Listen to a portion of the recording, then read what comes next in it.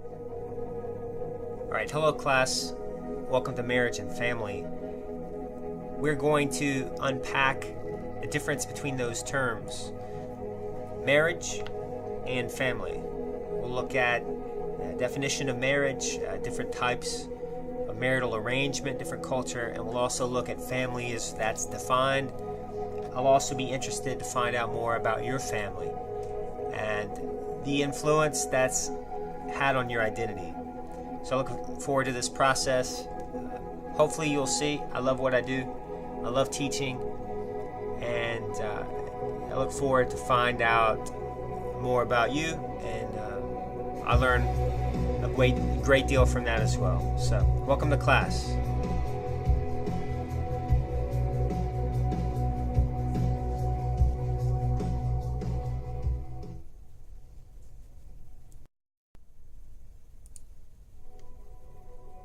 I wonder if anybody here has ever felt alone. Research indicates that the happiest people spend less time alone, specifically in the context of family. Happiness is a good thing. The happiest people have happy families. So give that some thought as you're taking notes. React to this phrase here. Loneliness is a major risk factor in increasing blood pressure in older people. So the happier people, as they age, do so in the context of a happy family.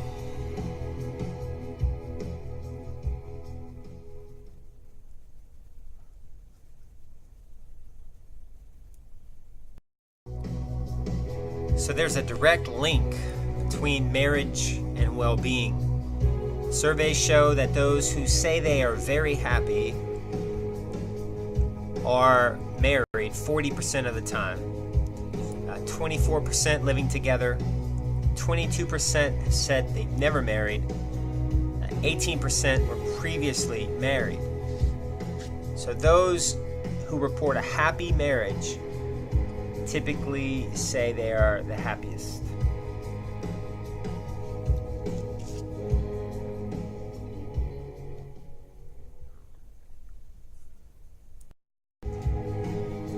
Happy marriages usually have certain commonalities. You typically find people with strong communication skills, report themselves to be flexible as a couple. They build emotional closeness, have compatible personalities, and they agree on how to handle conflict. Think about your parents and other marriages you've been aware of. Is this typical of your experience? And I want you to react to this on the discussion board, in your notes. Has this been your experience? That marriage has been equated with effective communication and flexibility.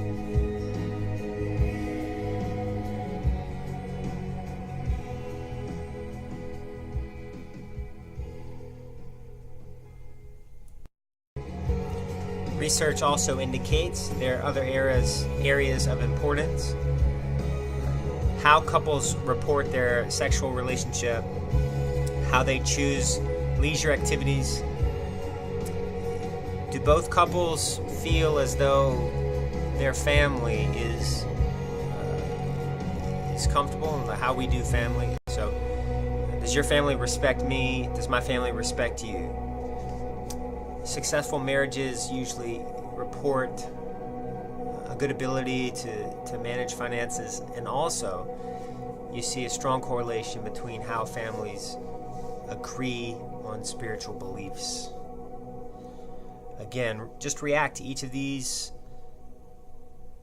things in your notes, and how do you find them to be reflective or not of your experience? So we are all born into social situations and circumstances that define who and what we are, long before we even have a chance to be our own person. This is family. These are the circumstances that set the backdrop of our lives.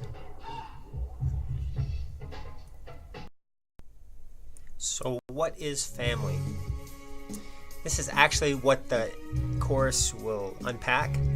Family is a universal social group. So every culture has the concept of family, even though each culture's definition of family will be different. Human groups organize itself by family. Cultures do family differently, and different cultures have different norms. Now this course number is SOC 2143. That means that it's a 200 or sophomore level class. We talk about family from a sociological perspective. We'll unpack this in the next slide.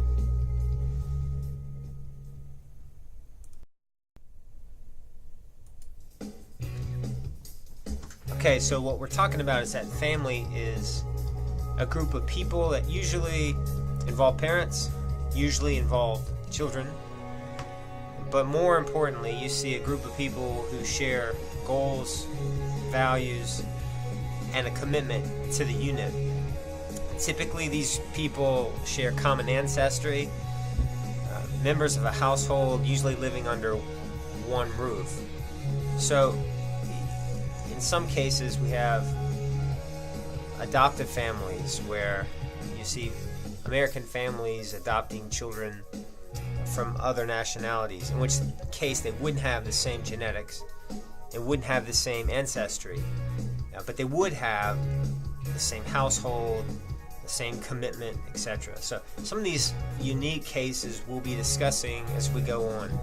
But basically, if you look at the PowerPoint here, same household, same values, same direction, usually parents and children. So how does the U.S. Census define family? We actually have two things to talk about. We have a family and a household. So a household are simply people living together, who is living in the house. But the Census Bureau defines family as a group of people who are related by blood, marriage, or adoption. Those three are connecting people and binding them to a family. If you look on to slide number 10, a household would be people who may be dwelling together, people in a dating relationship, people who are simply roommates, but this would not be classified under the census as family. So a household would consist simply of people living in the same dwelling. Alright, so this would be roommates, people cohabitating. Now, cohabitating couples living in a dating relationship are not legally recognized as family. Now, in the past, students have assumed that all states have common law, which means if you dwell together for a long time, then you're automatically married. But this is not the case. Only a few states still recognize common law. So we do have to distinguish between family and a household.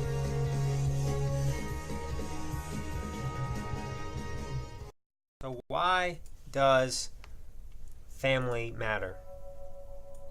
More specifically, these legal terms, right? Some would ask, why does marriage matter? Why does a legal binding, legally recognized arrangement matter? Well, these terms matter because of tax returns, health care, power of attorney, what happens when I die,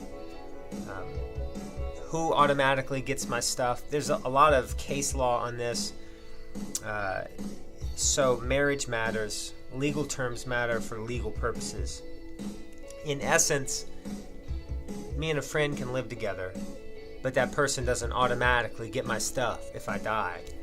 My wife and I, on the other hand, even without specific legal arrangements, a living will, if you will, states have laws that basically say she gets all of my stuff. So the government or the state recognizes a marriage and family.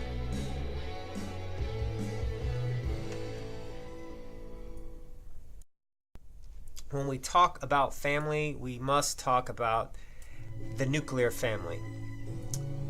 The nuclear family would involve husband, wife, and their immediate children. Now, historically, when you said family, you were only thinking about the nuclear family. Nowadays, we have alternative family forms and alternative family arrangements. Some people are arguing whether or not the nuclear family is in decline. Nevertheless, we need to know this terminology. Extended family. The nuclear family plus grandparents, cousins, and other relatives living in the same household or nearby. We also need to talk about family of orientation. This is the people you consider to be your family. Family of procreation would be people genetically responsible for your birth, right? So your biological mother and father. So if you take me and my wife, been married for almost 20 years. Our children are adopted. So we are their family of orientation, but not their family of procreation. Now these terms we'll use more and more as we proceed in the course. So it's important that we establish this terminology.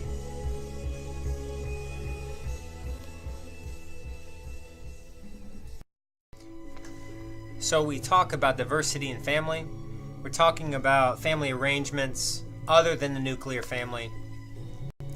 So obviously you have one-parent families, binuclear families, and blended families, where you would have a child who is having more than one residence. So they stay at their mom's house with their mom, they stay at their dad's house with their dad. A blended family is when their divorced parents have remarried. Perhaps they have children. So for instance, his, hers, and ours basically means that the biological father has remarried, the biological mother has remarried. They both have the shared child and they have new kids. There are also parents who are single by choice, through adoption, or perhaps just decided to become pregnant and remain unmarried. We also have dinks, dual income, no kids, or child-free as they like to refer to themselves. Their motto is, we can have children or we can have everything else. In the summer of 2015, the Supreme Court passed a ruling allowing same-sex marriage, which would be included in alternative family forms. So all of these contribute to the diversity of different types of families. Pictured here, you see President Barack Obama in his later adolescence. He was raised by his biological grandparents in Hawaii.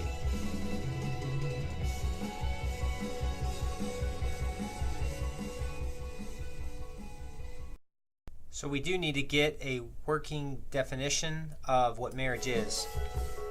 Marriage can be defined as a group's approved mating arrangement. So any group in question defines what marriage is. So some cultures will do marriage differently. Some allow husbands to have more than one wife. A few cultures have allowed a woman to have more than one husband. So America is doing marriage differently than it has in the past. Next, we will outline the difference between marriage and family. We can think of 4 or 5 different aspects of how marriage and family might be different. So let's take a look at that.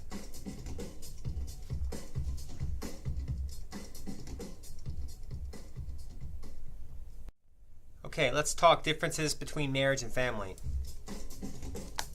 So when we talk about marriage, we're talking about a group's arrangement of how families begin. It involves two people here in the West. Individuals usually choose one another, so we do not practice arranged marriages. Sex between spouses is expected. Procreation is also expected. If a family were to say that they did not want kids, if they were to choose the path of the dinks, it's not uncommon for people to ridicule or start dropping hints. Well, you guys have been married for 2 years.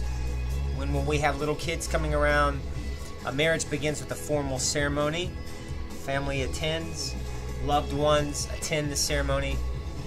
Family, on the other hand, involves at least two people, typically more. Members are born or adopted into the family. Sex between members is not approved because of the incest taboo. We have laws that formalize this norm. Family is the result of procreation, and there is no legal or official ceremony to begin a family.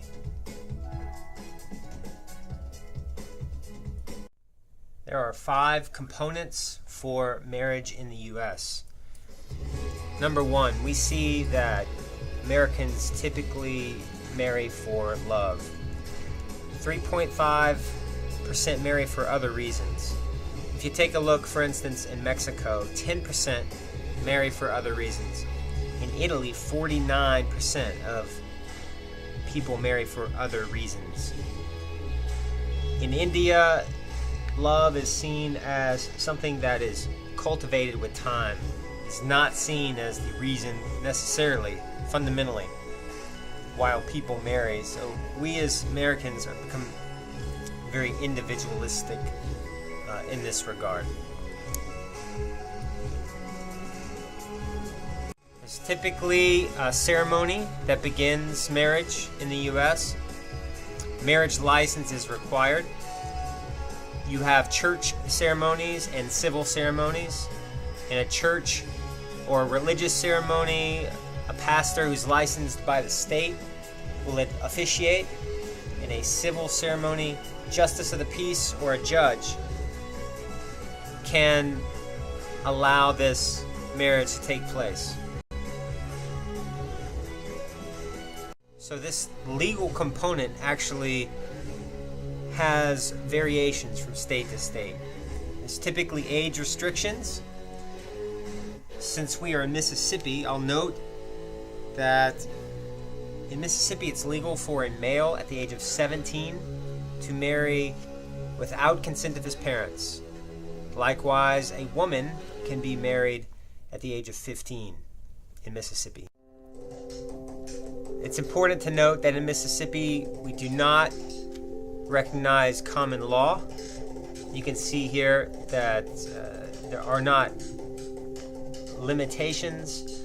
So for instance, if a male is 17, a young lady is 15, they can marry without parental consent.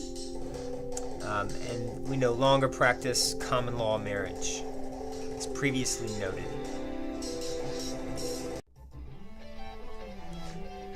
So the sexual faithfulness component basically speaks to monogamy. So we have an expectation in our culture that monogamy is going to be the norm. So infidelity is seen as a reasonable expectation for divorce, right? So adultery is legal grounds for divorce. Polygamy, however, is accepted in some countries. It was outlawed in the U.S.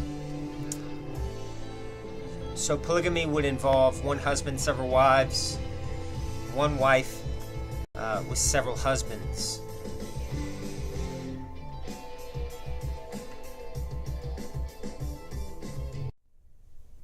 So there's an expectation that as people come together in marriage, that they will begin a family with parenting. Now, there are sometimes mixed messages that we give in our culture. We hear people say children are such a blessing, but we also say you're not ready, or you will never really understand how your world changes.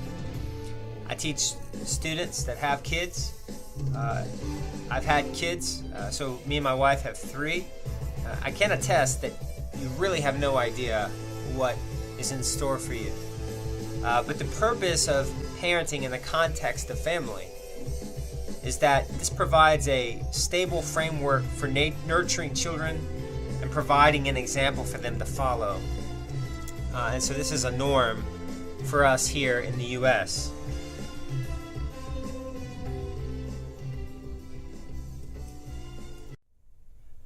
Some are arguing that the family is in decline. So we'll talk about a sociologist named David Popenoe, who argues that we have basically reached the end of familialism, where we value family as sort of a supreme ideal. So we'll actually talk about these issues throughout the course. So we'll just begin with this idea. Is the family experiencing a crisis in the U.S.? Start formulating your opinion. Please be mindful of the research that we cite and get an idea of what research might say about the state of marriage and family in the U.S. today.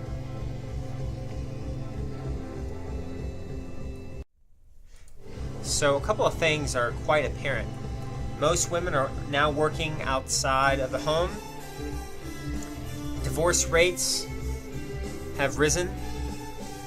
The divorce rate's currently at about 50%, with 70% of second marriages ending in divorce. 28% of children are living in single-parent homes. We are seeing far more cohabitation. We are seeing family structure being varied. So with that, in terms of the context, that will help frame the backdrop of our discussion as we go forward. So as we discuss the notion that we have a decline of familialism, let's explain some facts. The U.S. still has the highest marriage rate in the world. 90% will marry before the age of 65. Virtually all will have children, or at least a desire to try to have children. Surveys show that family is central to the lives of most Americans. And surveys also indicate family ties provide the deepest source of satisfaction, but also the deepest source of worry. So we love our families more than anything, and we worry the most about them. So let's talk about why we have families. What are some of the benefits? Families seem to bring out the worst in us as well as the best. First, let's talk economically. Something called economics of scale, which basically means there's a reduction in the cost per unit because of the increased size of household production facilities. So in other words, it costs less to live when we have more people helping out with household duties. Right? If I got 4 people in the house, me and my wife can both cut the yard work in half. If I have kids, we can distribute those household chores, and families do this, so it's more economical. But also there's this notion of proximity.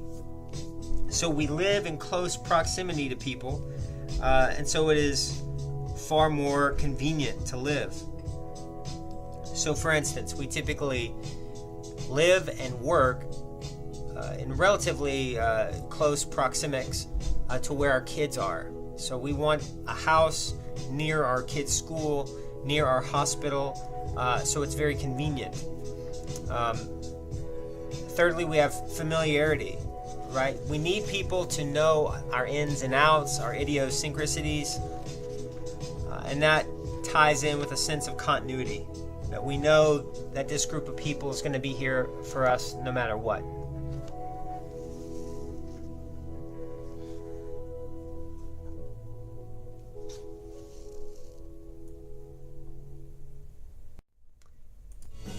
we talk about benefits of marriage, we see that spouses have fewer hospital admissions. They see a physician more regularly. They are sick less often, and they live longer. Spouses report being happier. Also, surprisingly, to a lot of my students, spouses report being more satisfied with their sex lives. So cohabitating couples and single adolescents or single transitional adults report more frequent interaction, but not as satisfying. There is something about knowing that spouse has made a lifelong commitment that has a direct tie-in to the reported quality of sexual interaction. When we talk about benefits of marriage, here are some more. Spouses have more economic resources. Oftentimes we have two people coming in with salaries. We may even have children that do odd jobs in the community, right? As kids get older, they start becoming economic producers. We have lower expenses. Two can live more cheaply together. Spouses have lower rates of drug use. And also spouses are connected to more individuals. My wife's friends are mine, and my friends are my wife's. So the children of married couples actually fare better. So the children of married individuals have fewer dropouts, fewer teen pregnancy, and are less frequently poor. Spouses develop a shared history across time, so we're not talking about my history, but our history. Spouses are less likely to be involved in crime and less likely to report loneliness.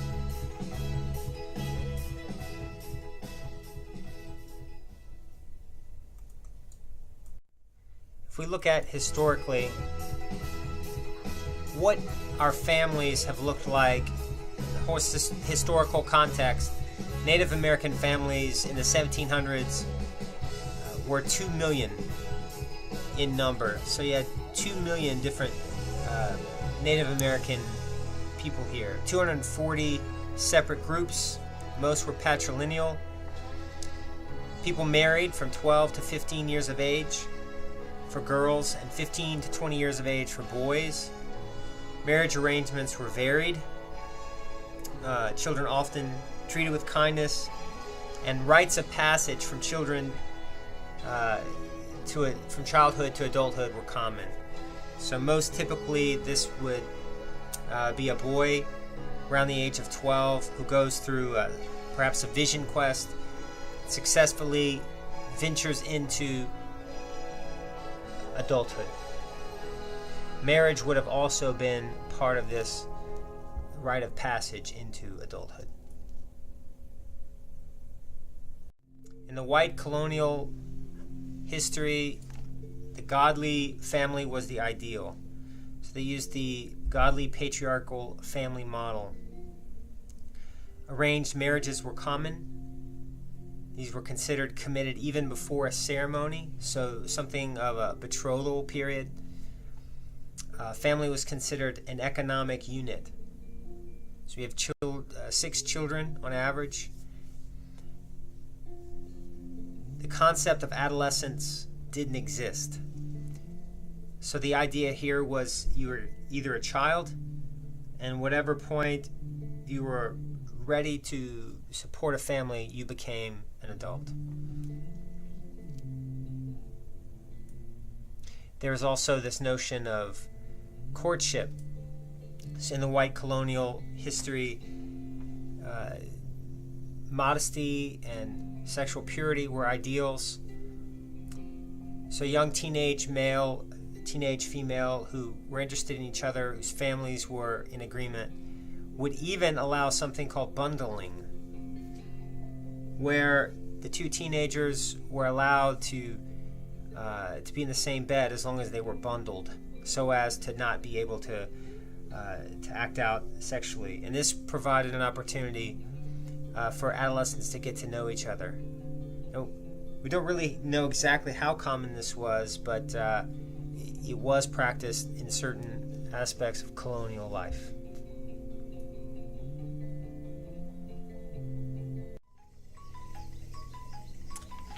When we look at the history of African American families, you have to discuss slavery. During slavery, slaves were prohibited from legally marrying. However, couples often paired up and had informal ceremonies through rituals. These rituals served to legitimize marriages. When these marriages took place, the family unit was strong. When separated through death, or with one of the spouses being sold to another slave owner, in many cases, other men would step in to parent the children. So you have affiliated kin becoming the common norm. Affiliated kin occurs when the community or community members raise children that are not physically their own. So when the family of procreation is no longer capable of parenting, that the family of orientation steps in.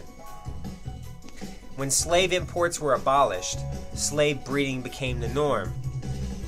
So essentially, you no longer have these ritual marriages of couples jumping over the broomstick. You had a slave owner picking a male and a female, pairing them together. In other cases, in many occasions, women were forced into having children from their slave owners. So affiliated kin became common among African American families. In Hispanic or Latino families, there is a strong Catholic influence. There are several rites of passage that mark adulthood, but there are strong differences in sexual expectations. For men, you see the masculine ideal of machismo. With girls, there is the ideal of women, young women remaining virgins until marriage. And familialism is valued over individualism. So our current American culture is very individualistic, as I mentioned. So the Hispanic culture is more collectivist. We value extended family more than individual units.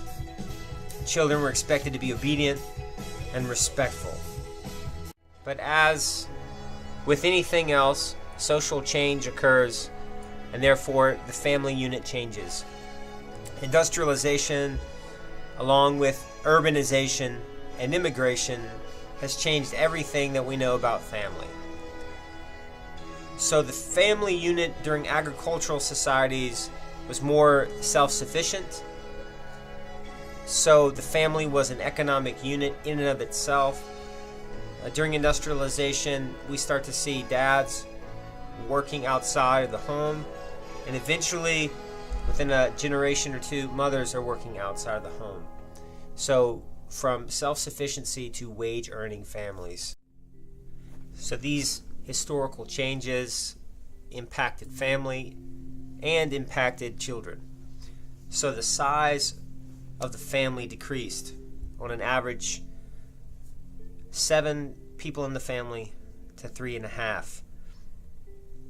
If you take my parents, for instance, both of my parents were born in the 40s, and I had 5 aunts and uncles on my dad's side and 5 on my mom's side. So both came from very large families with 8 people. So as the population size changes, this sets the whole landscape. Adolescence came to be recognized as a separate unit, as a developmental milestone, whereas in the colonial period, adolescence was not even recognized as a thing. So it's really 1880, 1900, we start to see adolescence become a separate developmental unit, and really that becomes prominent in the 50s. There's more emphasis on choosing in marriage, so marriage was less of a have to and more of a want to.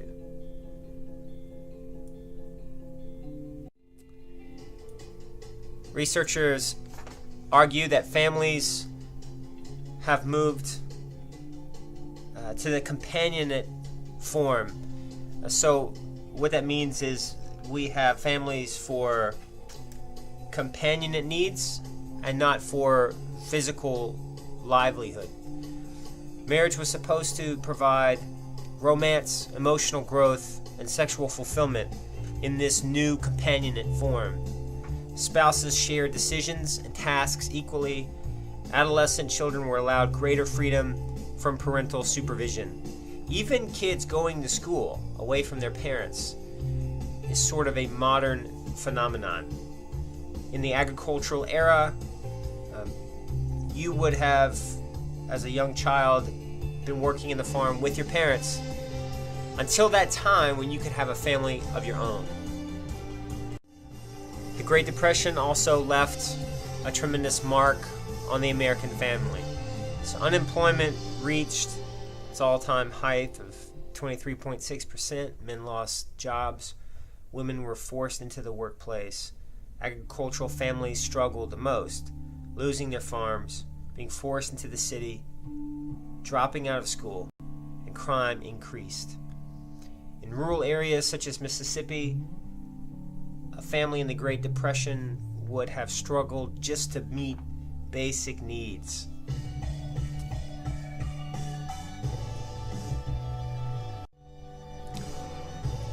From the 20s and 30s to the 40s and 50s, millions of men and women went to war. 1.5 million women took their place in factories and even filled in sporting leagues.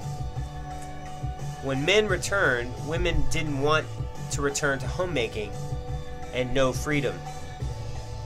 So really in the 1940s, we have what's called the baby boom, and this came on the heels of World War I and World War II. The mass media attempted to intervene, putting women back into their traditional place. You can think of this as sort of a reaction against early feminism.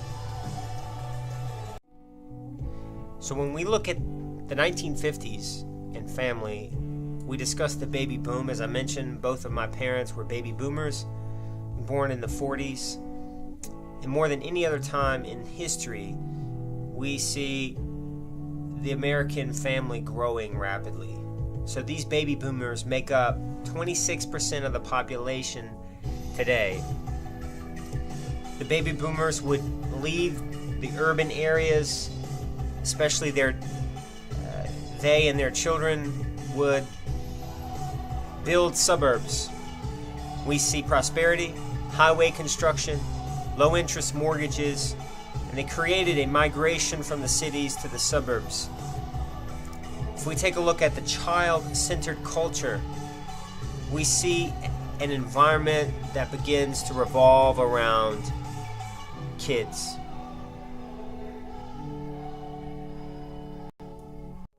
Now, some aspects of the 1950s that we may not realize. I mean, if you only get your history from Leave It to Beaver, you may not really see the complexity.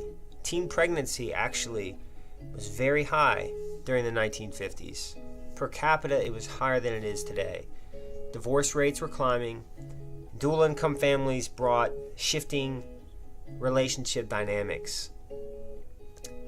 Healthcare for children was at an all-time low. And so we can see that whereas this era remains etched in the fabric of idealism, it was not without its own problems.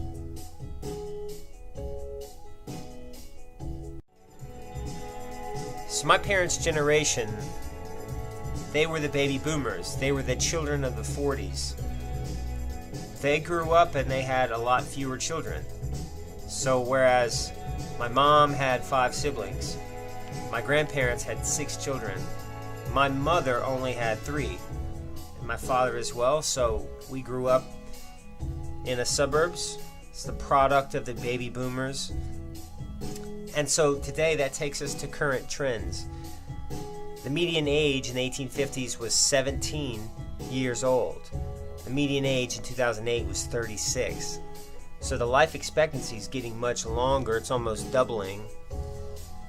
In 1970, the first marriage, on average, took place at the age of 20 for women and 23 for men. In 2009, however, the average age for women is 25, almost 26, and 28 years old for men.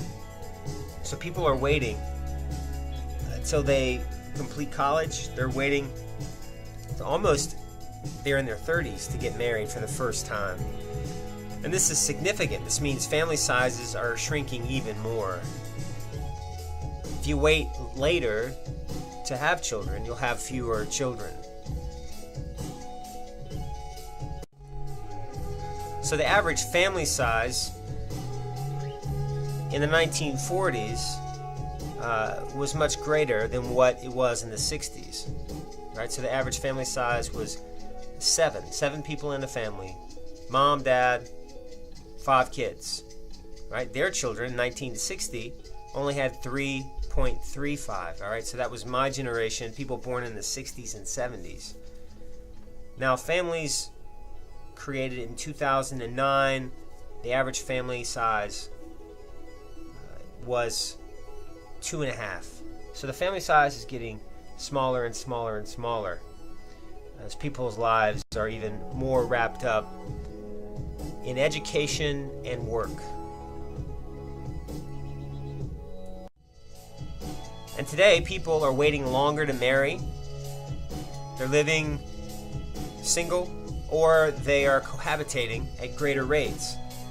So in 1970, 71% of couples were married, as compared to only 50%. So unmarried partners in 1990, basically 3.5. Now they've elevated to 4%. Fewer than 25% of families today are considered to be nuclear. Nuclear family being male, female, 2 kids.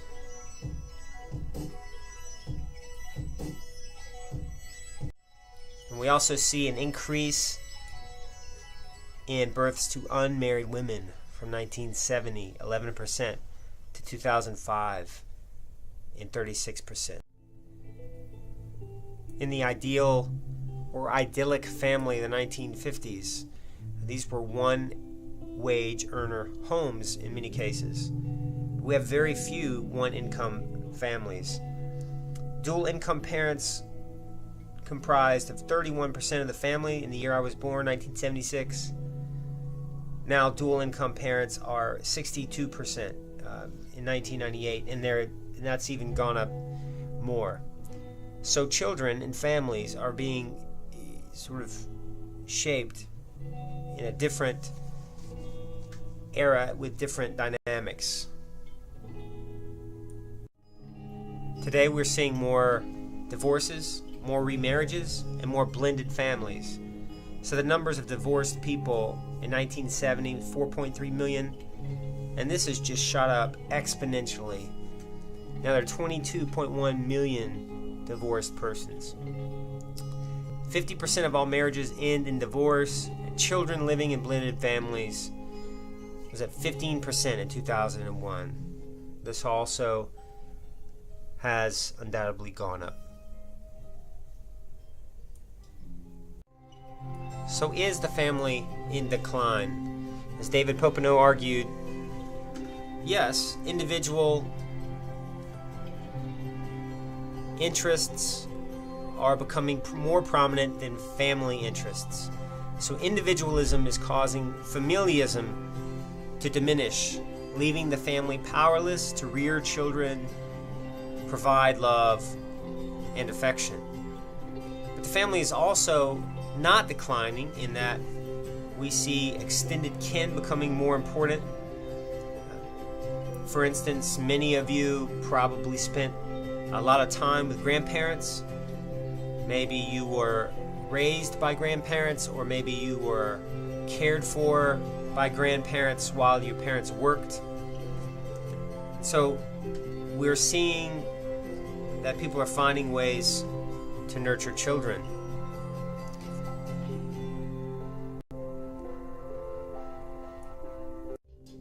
So the changes that affect family have been monumental. Societal change affects intimacy, it affects marriage, it affects family life. So if you see, the Industrial Revolution has moved us from familialism to individualism.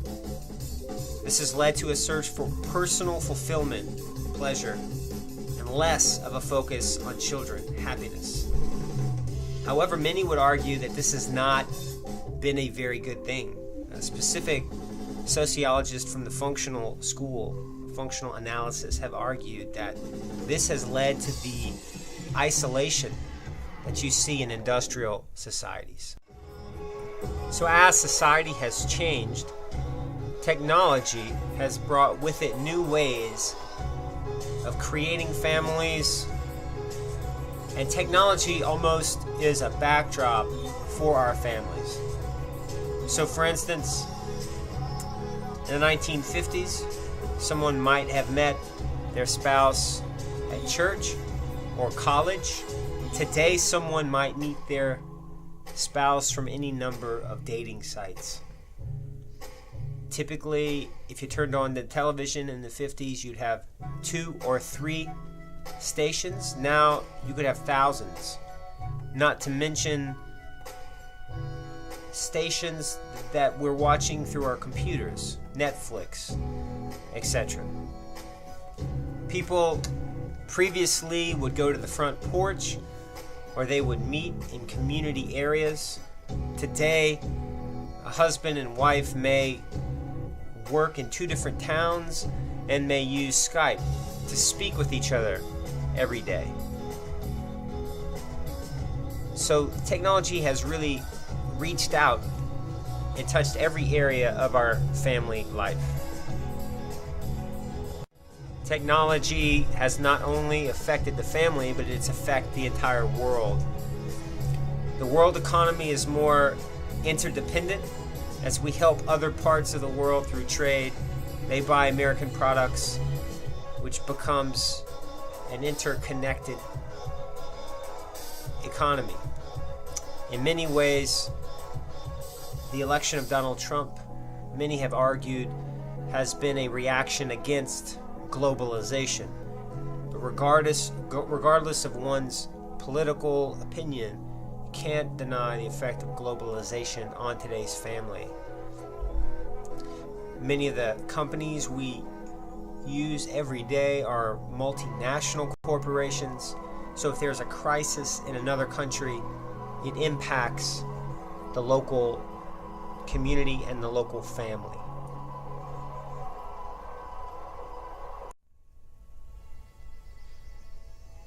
Most recently, in 2009, we see the Great Recession reaching its apex. It actually began in 2007, but this was a tremendous economic setback.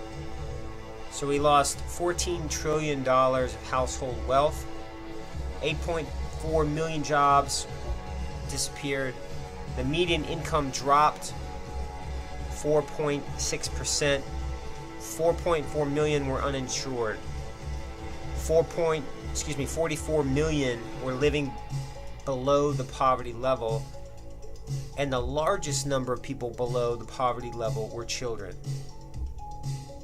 African Americans and Hispanics were especially represented in this group.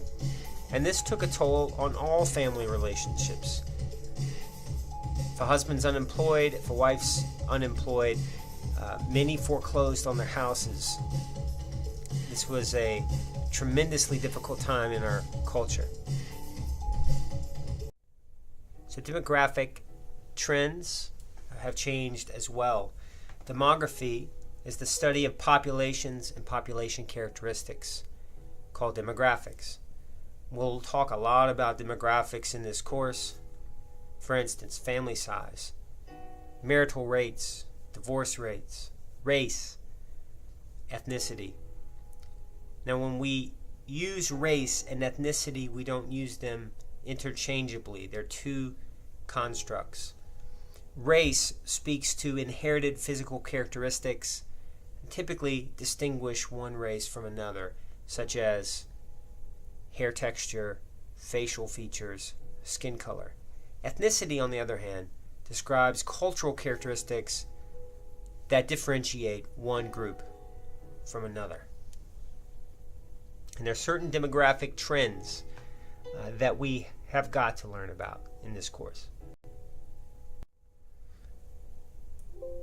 So probably one of the most prominent demographic trends is the increase of minority populations. So non-Hispanic Caucasian individuals are decreasing. They're having fewer children, and minority groups and immigrant groups are having more children. So currently, non-Hispanic white individuals or Caucasians are about 65% of the population. Hispanics constitute 15 to 16% of the population.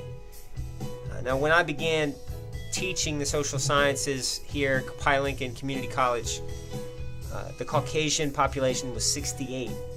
So we're seeing this change to be quite rapid.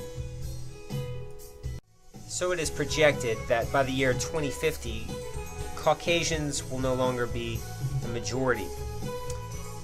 From 65% of the population to somewhere around 50% of the population.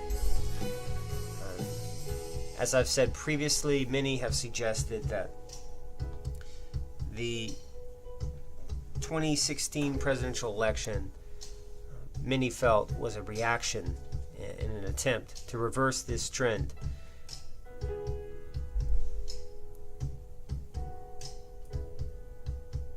But demographic trends and shifts are not anything new. So many of my students, and many of that 65% group who identify themselves as white, would not have been considered white in 1930. So for instance, if you're of German ancestry or Irish ancestry or Italian or Polish or French, you would not have been considered white. You would have been considered German, Irish, Italian, or Polish. If you were only considered white if you were Anglo-Saxon, that is, of British ancestry. And so these things have sort of changed. You hear America referred to as a melting pot. It has been a melting pot of sorts for people of European ancestry.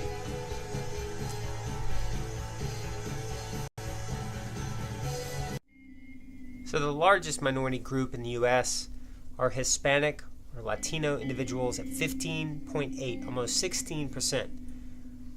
They are the most rapidly growing minority group.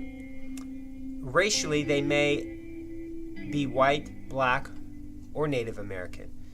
So someone may be Hispanic culturally, but may be white racially.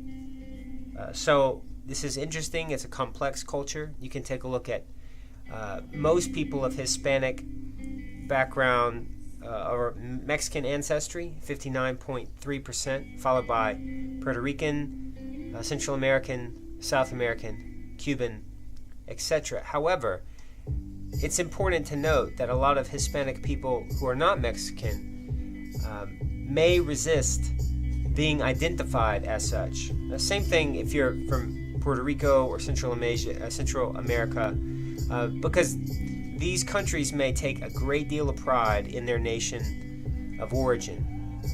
So it's important that we understand Mexican families may not resemble Puerto Rican families, right? So we have to take a group on their own terms, and be open to hear how they identify and what they see as important. African American families make up 12.9% of the population. There is an increasing middle class among African Americans. Their middle class is just as strong as another group's. You see egalitarian arrangements, children are valued. 1/3, however, of all children live in poverty. There are high divorce rates. There are birth to single mothers at high rates. Now, there are more single mothers who are Caucasian because of numbers, because there's 65% Caucasian in the population. But in terms of the percentage, we see a higher percentage in the African American community. We will unpack that as we proceed. Most cannot identify their country of origin, and many may not be able to trace their ancestry back 4 or 5 generations.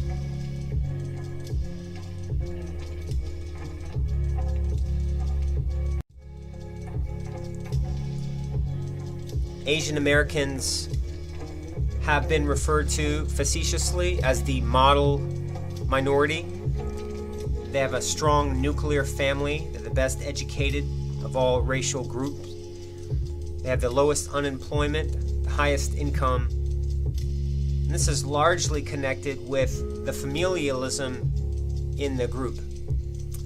They typically have conservative sexual values, a motivation to achieve,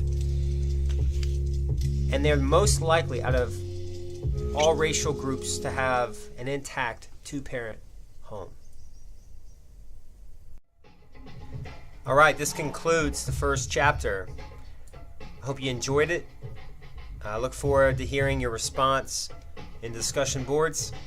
Maybe you have something about your family that is unique, something about your family that is quite typical. I'd like to hear about that. All right, talk to you later.